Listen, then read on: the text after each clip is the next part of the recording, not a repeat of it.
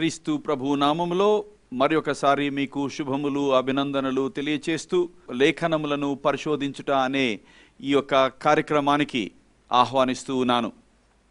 వెలుగు టీవీ యాజమాన్యానికి మనందరి తరఫున కృతజ్ఞతలు తెలియచేస్తూ ఉన్నాను. మరి నా కోసం, నా కుటుంబం కోసం నేను పనిచేస్తూ ఉన్న హిత Hyderabad institute of theology and apologetics అనే కాలేజ్ కొరకు మీరు ప్రార్థనలు చేయండి.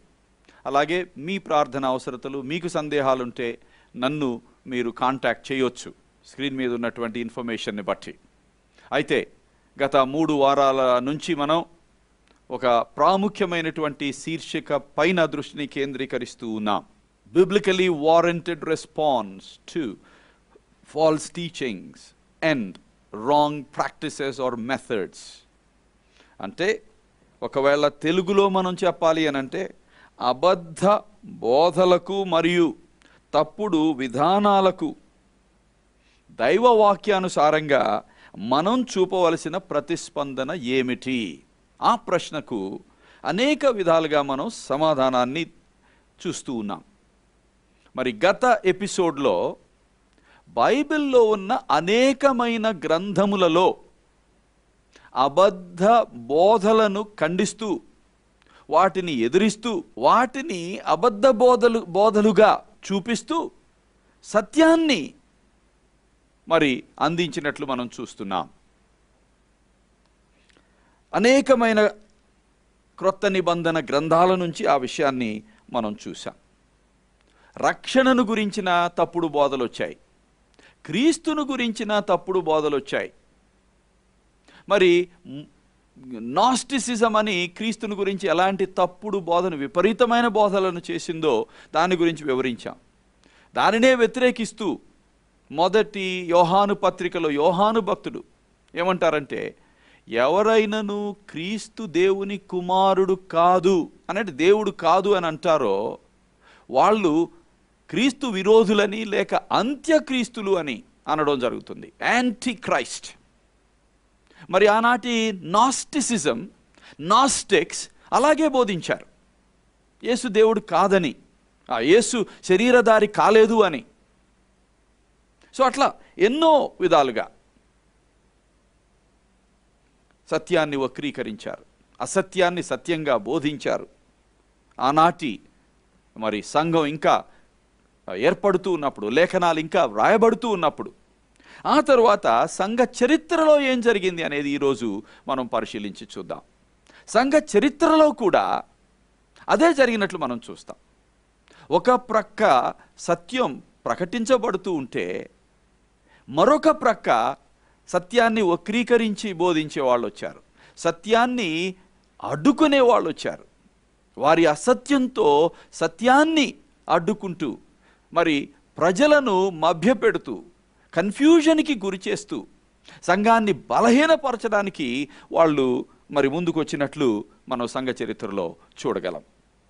సో సంఘ చరిత్రలో అబద్ధ బోధలకు సంఘం చూపినటువంటి వాక్యానుసారమైన ప్రతిస్పందన ఏమిటి అనేది ఈ రోజున మనం పరిశీలించి చూద్దాం. సంఘ చరిత్రలో మొదటి 3 లేక 4 శతాబ్దాలలో త్రిత్వము మరియు యేసు వ్యక్తిత్వము, యేసు కలువరి శిలువపై చేసిన పని అంటే the person and work of Jesus Christ అనే ఈ 2 ప్రాముఖ్యమైనటువంటి సిద్ధాంతములను లేక బోధనలను గురించిన ఎన్నో అబద్ధ బోధలు బయటకు వచ్చాయి, ప్రబలమయ్యాయి. వాటిని ఎదుర్కొని వాక్యానుసారమైన సంఘ విశ్వాసమును లేక సిద్ధాంతాన్ని స్థిరపరచడానికి దేవుడు అనేకులను లేవనెత్తుకున్నారు. వారు ఏం చేశారు అని అంటే, వారి బోధనల ద్వారా, రచనల ద్వారా మరియు సంఘ కౌన్సిల్స్ అంటే చర్చ్ కౌన్సిల్స్ లేక సభలలో మాట్లాడుట ద్వారా వారు సత్యాన్ని స్థిరపరచారు మరియు సత్యాన్ని సత్యంగా సమర్థించి చెప్పారు. They defended the truth in the face of heresies. తప్పుడు బోధల దృష్ట్యా సత్యాన్ని వాళ్ళు బోధించి అది సత్యమే అని రుజువు చేయడానికి, స్థిరపరచడానికి వాళ్ళు కంకణం కట్టుకొని పనిచేశారు. ఉదాహరణకి 2-3 శతాబ్దాలలో అపోస్తలుల తర్వాత తరములోని సంఘ పితామహులు, అంటే వాళ్ళని the post apostolic church fathers అని అంటారు ఇంగ్లీష్లో. వాళ్ళు 2-3 శతాబ్దాలలో ఉన్నవాళ్ళు. అంటే అపోస్తలుల యొక్క శిష్యులు, వారి శిష్యులు కొంతమంది. వారిలో ముఖ్యంగా జస్టిన్ మార్టర్, ఆయన 100 నుంచి 165 ఏడిలో జీవించిన వ్యక్తి. ఆయన అలెగ్జాంద్రియాకు చెందినటువంటి క్లెమెంట్ అనే అతను, క్లెమెంట్ ఆఫ్ అలెగ్జాండ్రియా అని అంటారు. ఆయన 155 నుంచి 217 ఏడి వరకు జీవించిన వాడు. టెర్టూలియన్ 160 నుంచి 225 వరకు బ్రతికినటువంటి అతను. ఓరిజన్ 185 నుంచి 254 ఏడు వరకు ఆయన జీవించాడు. వీళ్ళంతా ఏం చేశారు అనంటే, ఆనాటి త్రిత్వాన్ని గురించినటువంటి బోధనకు, బైబిల్ బోధనకు విరుద్ధంగా అనేకమైన బోధలు వచ్చాయి. ఉదాహరణకి ఏరియస్ అనే ఆయన ఏరియన్ హెరిటికల్ టీచింగ్ తీసుకొచ్చాడు. దాని ప్రకారం ఆయన ఏమన్నాడంటే, దేవుడు ఒక్కడే కాబట్టి యేసుక్రీస్తు దేవుడు అవడానికి వీల్లేదు. యేసుక్రీస్తు సృష్టించబడినటువంటి వాటిల్లో ప్రథముడు కాబట్టి ఆయన దేవుడు ఎట్లా అవుతాడు, దేవుడు కాదు అన్నట్లుగా ఆయన ప్రబోధించడం జరిగింది. That is called Arian controversy. మరి అదే తప్పుడు సిద్ధాంతాన్ని కొన్ని శతాబ్దాల తరువాత యెహోవా సాక్షులు బయటికి తీసుకొచ్చారు. సో ఆ విధంగా అలాంటి తప్పుడు బోధలు వచ్చాయి. ఇంకొక ఆయన త్రిత్వాన్ని గురించి ఒక తప్పుడు బోధ చేశారు. అది ఏమిటి అనంటే, ఈ మధ్యలో కూడా కొంతమంది అలాంటి బోధన చేయడం నేను విన్నాను. అది ఎట్లా అంటే, త్రిత్వం అంటే ఏమీ లేదండి, త్రిత్వం అంటే ఒకే వ్యక్తి 3 విధాలుగా తన్ను తాను కనపరుచుకున్నాడు. దాన్ని మోడలిజం అని అంటారు. అంటే the one God manifested himself in 3 modes అని అన్నారు. ఒక టైంలో తండ్రిగా, ఇంకొక టైంలో కుమారునిగా, ఇంకొక టైంలో ఇంకొక మోడ్లో పరిశుద్ధాత్మగా ఆయన కనపరుచుకుంటున్నాడు. అంతేగాని దేవుడు ఒక్కడే అని బోధించడం జరిగింది. దాన్ని మోడలిజం అని అంటారు. అయితే బైబిల్లో ఎలా ఉంది? యేసుక్రీస్తు ప్రభువారు శరీరధారిగా ఈ లోకములో ఉన్నప్పుడు, బాప్తిసం పొందిన తర్వాత ఆయన అక్కడ ఉన్నారు. తండ్రి పరలోకం నుంచి మాట్లాడుతున్నారు. పరిశుద్ధాత్మ పావురం రూపంలో ఆయన మీదకి దిగి రావడం చూస్తాం. అంటే సైమల్టేనియస్గా ఒకే సమయములో 3 వ్యక్తులు ఉన్నట్లు మనం చూస్తాం. యేసు ప్రభు బ్యాప్టిజమల్ ఫార్ములాలో ఏం చెప్పారు? తండ్రి యొక్కయు, కుమారుని యొక్కయు, పరిశుద్ధాత్మ యొక్కయు నామములో బాప్తిస్మం ఇయ్యండి అని చెప్పారు. తర్వాత నేను తండ్రి ఒకటే అయ్యున్నాం. ఎలా ఒకటి? దైవత్వములో ఒకటి. అందుకే నన్ను చూచిన వాడు తండ్రిని చూచినట్లే అని చెప్పగలిగారు యోహాను సువార్త 14వ అధ్యాయంలో. సో ఆ విధంగా బైబిల్లో మనం చూసినట్లయితే స్పష్టంగా ఒక దైవత్వాన్ని 3 దైవ వ్యక్తులు పంచుకొని నిత్యత్వంలో ఉన్నట్లుగా మనకు కనిపిస్తుంది. ఎందుకంటే 17వ అధ్యాయం యోహాను సువార్తలో తండ్రి భూమి పునాదులు వేయబడక ముందు నీవు ఏ మహిమతో నన్ను ఘనపరిచితివో అదే మహిమతో ఇప్పుడును ఘనపరచుము అని ప్రార్థన చేస్తాడు. సో అంటే సృష్టి జరగకముందే ఆయన ఉన్నవాడు. ఆది యందు వాక్యముండెను, వాక్యము దేవుని యొద్ద ఉండెను, ఆ వాక్యమే దేవుడై ఉండెను. సో వాక్యం అనేది యేసు ప్రభు వారికి బిరుదు అనేది మరి ప్రకటన గ్రంథం 19వ అధ్యాయం 3వ వచనంలో మనం చూసినట్లయితే తెలుస్తుంది. సో కాబట్టి వాక్యము అనంటే వ్యక్తి. ఆయన దేవుని యొద్ద ఉండెను, ఆయన దేవుడై ఉండెను, కలిగి ఉన్నదంతయు ఆయన మూలముగా కలిగిన, అంటే ఆయన సృష్టికర్త. తండ్రి ఆయన ద్వారా సృష్టిని చేశారు. సో ఈ సత్యాలన్నిటినీ కూడా ప్రక్కన పెట్టి ఇలా బోధించడం ఎంతో దారుణమైనది. అది ఒక హెరసీ అప్పుడు వచ్చింది, మోడలిజం అనే హెరసీ. ఈ మధ్యలో ఒక ఆయన జస్ట్ ఫ్యూ ఇయర్స్ బ్యాక్, చాలా సీనియర్ పాస్టర్ గారు, ఆయన చర్చిలో త్రిత్వాన్ని గురించి నేను బోధించానండి అని చెప్పారు. ఏం బోధించారు సార్ అని అంటే ఆయన ఏమంటున్నారంటే, ఏం లేదండి, త్రిత్వం అంటే ఏదో అని మనం గాబరా పడిపోతూ ఉంటాం, అలా అవ్వాల్సిన అవసరం లేదు. త్రిత్వం అంటే ఏం లేదండి, ఇప్పుడు నేను ఉన్నాను చూడండి, మా తల్లిదండ్రులకు నేను కుమారుణ్ణి, నా భార్యకు నేను భర్తని, నా బిడ్డలకు నేను తండ్రిని. చూడండి, ఒక్క వ్యక్తినే, కానీ 3 పాత్రలు పోషిస్తున్నా, 3 సందర్భాల్లో 3 రకాల సంబంధాన్ని కలిగి ఉన్నా, అదే త్రిత్వం అన్నాడు. పాపం, నాకు జాలనిపించింది. కనీసం సంఘ చరిత్ర తెలియకుండా, సంఘ చరిత్రలో ఈ త్రిత్వాన్ని గురించి వచ్చిన తప్పుడు బోధలను గురించి తెలుసుకోకుండా, మొదటి 2-3 శతాబ్దాలలోనే ఇది హెరసీ, ఇది తప్పుడు బోధ అని సంఘ నాయకులు ఖండించిన దాన్ని ఆయన ఇప్పుడు బోధిస్తూ ఉన్నాడు. మోడలిజం అనేది ఒక వ్యక్తి 3 రకాల సంబంధాలు కలిగి ఉండడం కాదు, ఒకే వ్యక్తి 3 మోడ్స్లో మనుగడలో ఉండడం కాదు, ఒక్క దైవత్వాన్ని 3 దైవ వ్యక్తులు పంచుకొని నిత్యత్వములో ఉండడం. అది త్రిత్వములో ఏకత్వం, ఏకత్వములో త్రిత్వం, the God of the Bible. అలాంటి దేవుడు మనకి ఇంకా ఎక్కడా కనిపించరు. అలాగే క్రీస్తును గురించినటువంటి అనేకమైనటువంటి రక్షణను గురించి అనేకమైన తప్పుడు సిద్ధాంతాలు వచ్చాయి. అయితే ఈ 2-3 శతాబ్దాల్లో ఉన్నటువంటి సంఘ పితామహులు, ద చర్చ్ ఫాదర్స్, వాళ్ళు ఆ తప్పుడు సిద్ధాంతాలన్నింటినీ తప్పుగా ఖండించి వాక్యం చెప్పేది, సంఘం ప్రబోధించేది సత్యం అని స్థిరపరచారు. అందుకనే వారిని సమర్థనవాదులు, అపాలజిస్ట్ అని సంఘ చరిత్రలో పిలవడం జరిగింది. ఎందుకంటే వారు క్రైస్తవ విశ్వాసానికి వ్యతిరేకంగా వచ్చిన బోధనలను త్రిప్పికొడుతూ, అలాగే సత్యాన్ని స్థిరపరుస్తూ గ్రంథాలను రచించారు. వారు రచించిన గ్రంథాలను అపాలజీస్ లేక అపాలజెటిక్ ట్రిటైసెస్ అని అనటం జరిగింది.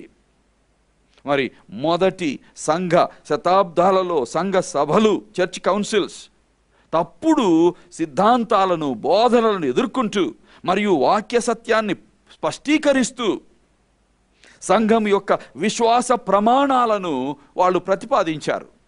మరి వాక్యములో ఉన్న సత్యాన్ని కాచి వడపోసి డిస్టిల్ చేసి క్లియర్గా, సంక్షిప్తంగా వాక్యములో ఉన్న సత్యాలను వాళ్ళు ఆ యొక్క సంఘ విశ్వాస ప్రమాణాల ద్వారా మరి సంఘానికి స్పష్టీకరించి అందించారు. అపోస్తలుల విశ్వాస ప్రమాణం అలాగే వచ్చింది, నైకేయ విశ్వాస ప్రమాణం అలాగే వచ్చింది, అథనేషియన్ విశ్వాస ప్రమాణం అలాగే వచ్చింది.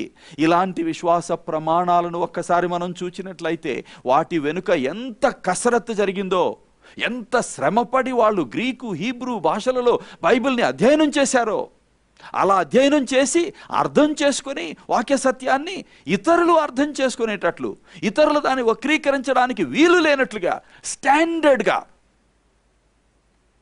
హిస్టారిక్ క్రిస్టియన్ ఫెయిత్ని ఆ క్రీడ్స్ ద్వారా, ఆ విశ్వాస ప్రమాణాల ద్వారా వారు అందించినట్లుగా మనం చూడగలం.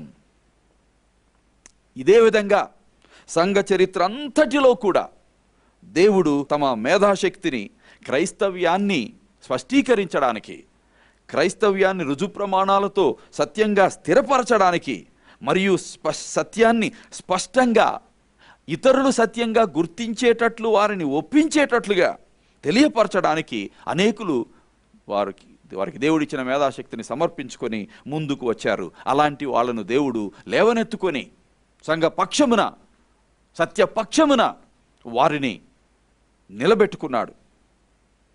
అలాగే సంఘ సంస్కరణ, చర్చ్ రిఫర్మేషన్ జరగడానికి కూడా కారణం ఏమిటి అంటే ఎన్నో కారణాలు ఉన్నాయి, కానీ వాటిల్లో ముఖ్యమైన కారణం ఏమిటి అని అంటే అబద్ధ బోధలు మరియు తప్పుడు విధానాలే అని చెప్పడంలో అతిశయోక్తి లేదు.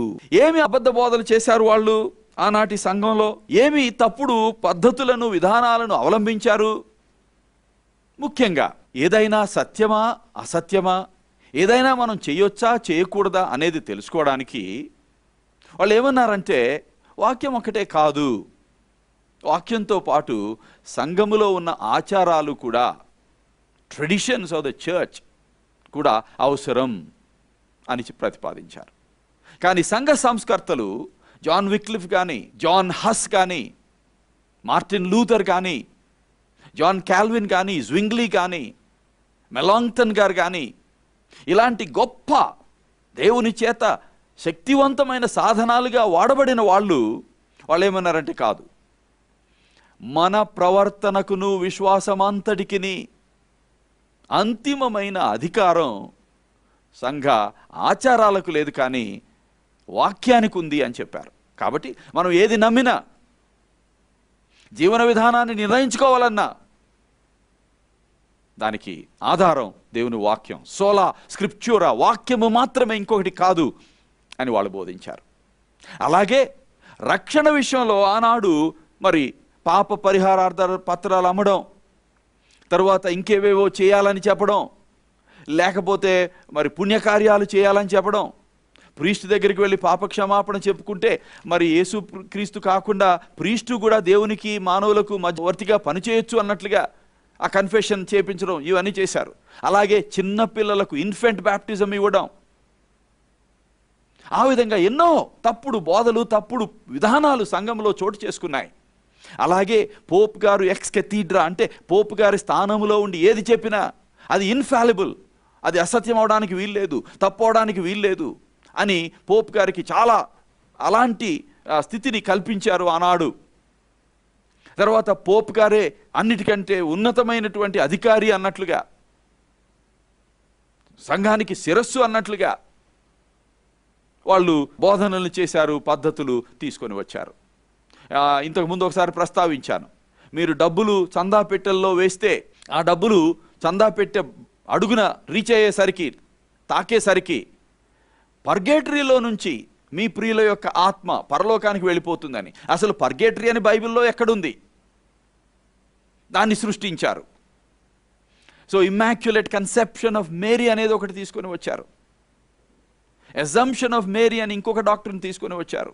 ఇట్లా ఎన్నో బైబిల్లో లేని, బైబిల్కి విరుద్ధమైనటువంటి సిద్ధాంతాలను తీసుకొని వచ్చి బైబిల్కి విరుద్ధమైనటువంటి పద్ధతులను కూడా వారు అవలంబించడం స్టార్ట్ చేశారు.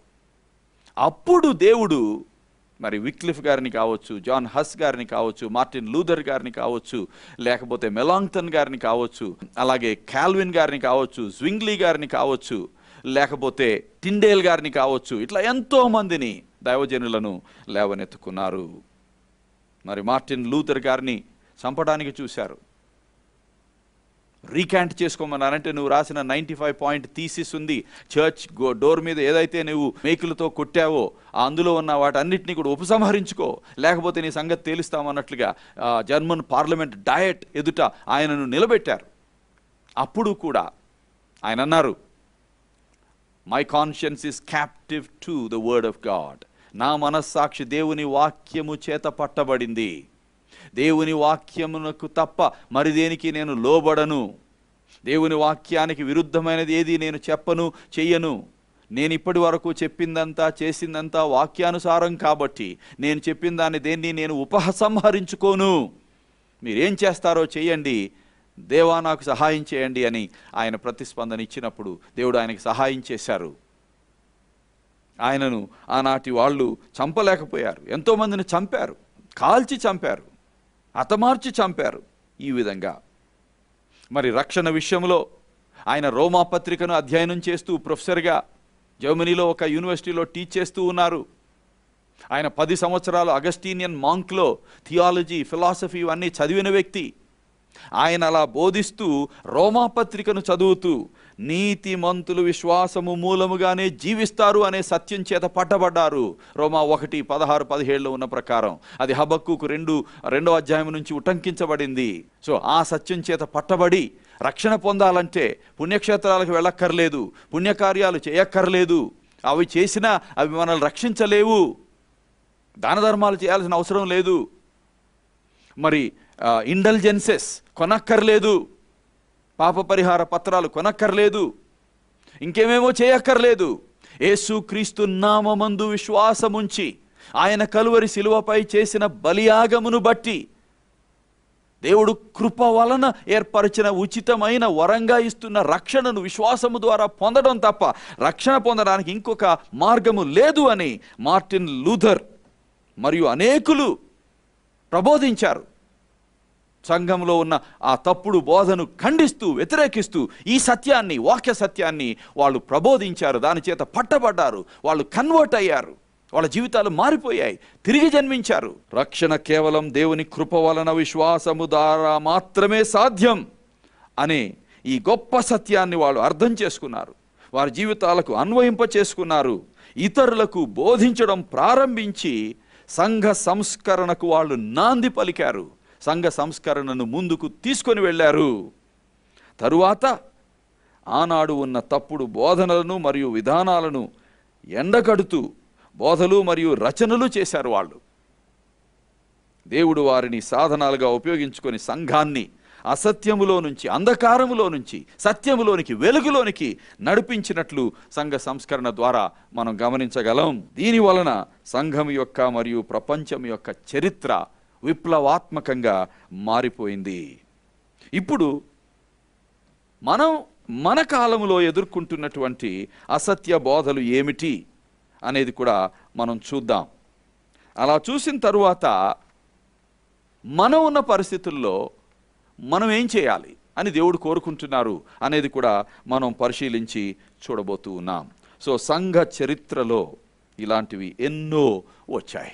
ఈనాడు అసలు సంఘం అంటే ఏమిటి? ఆ సంఘ సంస్కరణ టైంలో 4 ప్రాముఖ్యమైనటువంటి ప్రశ్నలను వాళ్ళు మరి ఫేస్ చేయడం జరిగింది.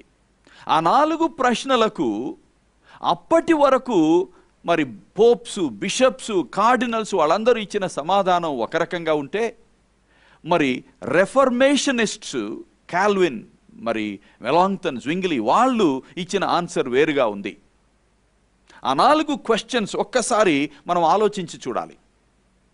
ఒకటి ఏమిటి అనంటే, రక్షణ ఎలా సాధ్యం? 2 సంఘం అంటే ఏమిటి? 3 క్రైస్తవ జీవన విధానం ఎలా ఉండాలి? ఆ తరువాత సంఘానికి అధికారం ఎక్కడి నుంచి వస్తుంది, లేకపోతే సంఘ నాయకులకు అధికారం ఎక్కడి నుంచి వస్తుంది, రక్షణ ఎలా వస్తుంది అనే దానికి ఆనాడు ఉన్న సంఘము నాయకులు, పోపులు, బిషపులు ఒకళ్ళ తర్వాత ఒకళ్ళు చెప్పిన దానికంటే భిన్నంగా సంస్కరణ చేసిన వాళ్ళు, దేవుని చేత వాడుకోబడినటువంటి మార్టిన్ లూథర్ వంటి నాయకులు ఏం చెప్పారంటే, రక్షణ కృప వలన విశ్వాసము ద్వారానే అని చెప్పారు. దాన్ని లాటిన్లో సోలా గ్రాషియా అంటే కృప వలననే, సోలా ఫిడే విశ్వాసము ద్వారానే అని చెప్పారు. ఆ తరువాత సంఘానికి అధికారం ఎక్కడి నుంచి వస్తుంది అని అంటే, వాక్యము నుంచి వస్తుంది. సంఘంలో ఉన్న నాయకులకు అధికారం ఎక్కడి నుంచి వస్తుంది అని అంటే, వాక్యము నుంచి, వాక్యానుసారంగా జీవించడాన్ని బట్టి, క్యారెక్టర్ని బట్టి వస్తుంది అధికారం అని చెప్పారు. కేవలం పొజిషన్ని బట్టి కాదు అని చెప్పారు. ఒక వ్యక్తి పోప్ అయినంత మాత్రాన ఆయనకి అధికారం ఉండదు. కానీ సంఘ నాయకుడు ఎలా జీవించాలి అని వాక్యం నిర్దేశిస్తుందో అలా జీవించుట చేత సంఘములో పరిపాలన చేయడానికి అధికారం వస్తుంది అనే ఆన్సర్ ఇచ్చారు. అలాగే క్రైస్తవ జీవితం దేని గురించింది అని అంటే, ఏదో రిచువల్స్ లేకపోతే సాక్రమెంట్స్, సూపర్స్టిషన్స్తో కూడిన పనులు చేయడం అనేది క్రైస్తవ జీవితం కాదు. క్రీస్తును పోలి పరిశుద్ధ జీవితం జీవించడమే క్రైస్తవ జీవితం అని చెప్పారు. కన్వర్ట్ అయిన జీవన విధానాన్ని కనపరుస్తూ జీవించడమే క్రైస్తవ జీవితం, క్రైస్తవ జీవన విధానం అని వాళ్ళు చెప్పారు. సో ఆ విధంగా ఆ 4 ప్రాముఖ్యమైన ప్రశ్నలకు అప్పుడు సంఘములో ఉన్న తప్పుడు సమాధానములను ప్రక్కకు పెట్టి వాక్యానుసారమైనటువంటి 4 సమాధానాలని సంఘ సంస్కర్తలు ఇచ్చి దేవుని చేతిలో బలమైన పనిముట్లుగా వాడబడ్డారు. సో విక్లిఫ్ నిలబడినట్లుగా, మార్టిన్ లూథర్ నిలబడినట్లుగా, జ్వింగ్లీ నిలబడినట్లుగా, మెలాంగ్టన్ నిలబడినట్లుగా, కాల్విన్ నిలబడినట్లుగా, జాన్ హస్ నిలబడినట్లుగా. జాన్ హస్ చివరికి చంపబడ్డారు. He was burnt at stakes because of the stand he took for the truth. So మన తరములో కూడా ఇలాంటివి ఎన్నో ధోరణులు కనిపిస్తూ ఉన్నాయి, తప్పుడు బోధలు కనిపిస్తూ ఉన్నాయి, తప్పుడు విధానాలు కనిపిస్తూ ఉన్నాయి. వాటికి వ్యతిరేకంగా సంఘ సంస్కరణ టైంలో దేవుడు చేత బలపరచబడిన వాళ్ళై సత్యం కొరకు ఎలా నిలబడ్డారో మనం కూడా అలా నిలబడి అసత్యాన్ని అసత్యంగా ఎక్స్పోజ్ చేసి దానిని ఎండగట్టి ప్రజలను సత్యములోనికి నడిపే వాళ్ళంగా, దేవుని పక్షంగా పోరాడే వాళ్ళంగా ఉండాల్సిన బాధ్యత మన మీద ఉంది. ఇది సంఘ చరిత్ర నుంచి అబద్ధ బోధలకు, తప్పుడు విధానాలకు మనం చూపవలసిన వాక్యానుసారమైన ప్రతిస్పందన ఏమిటో అనే ప్రశ్నకు మనం పొందుతున్న సమాధానం ఇది. సో అలాగే ముందుకు పోవడానికి దేవుడు మీకు, నాకు, మనందరికీ సహాయం చేయనుగాక. మరలా కలుసుకుందాం వచ్చే వారం. అప్పటి వరకు దేవుడు మిమ్మల్ని దీవించునుగాక. సత్యం కోసం నిలబడేవారినిగా చేయునుగాక. అసత్యాన్ని ఎదుర్కొనేవారిగా చేయునుగాక. విశ్వాసులను సత్యములోనికి నడిపించి బలపరిచి స్థిరపరిచే వాళ్ళంగా ఉండడానికి దేవుడు మనకు సహాయం చేయనుగాక. Praise the Lord. God bless you.